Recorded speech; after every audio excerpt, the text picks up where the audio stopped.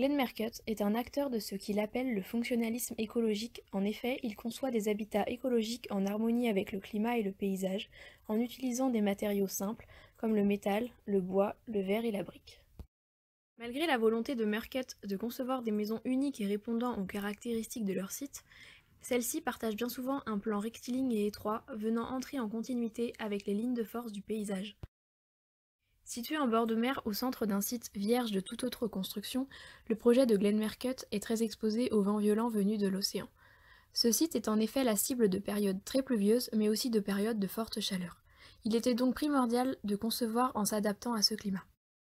La Magnier House a été réalisée par Glenn Merkut de 1982 à 1984 au sud-est de l'Australie.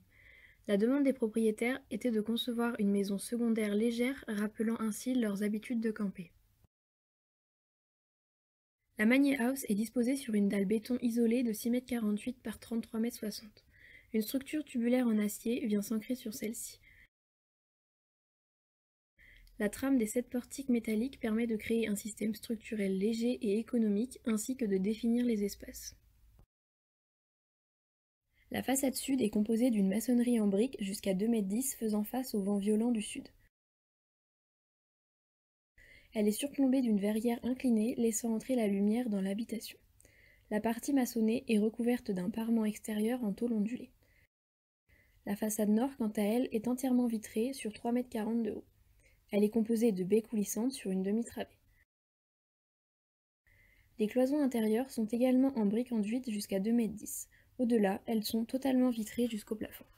L'association de la dalle de béton et des murs en briques constitue la masse thermique du bâtiment. La toiture en tôle ondulée galvanisée repose sur des pannes métalliques qui elles-mêmes s'appuient sur 3 tubes d'acier cintrés. À l'intérieur, des plaques de plaque-au-plâtre cintrées viennent habiller la charpente. La forme du toit permet de récupérer les eaux pluviales qui s'écoulent par des colonnes aux extrémités du chenot central. En façade nord, la toiture vient se fixer à l'aide de sections d'acier tubulaires formant des V pour résister au vent. Celles-ci sont soudées à la panne sablière et boulonnées à l'imposte des baies vitrées. Glenn Merkut a donc réussi à construire un bâtiment léger qui prend en compte son environnement, l'eau, le vent et le soleil.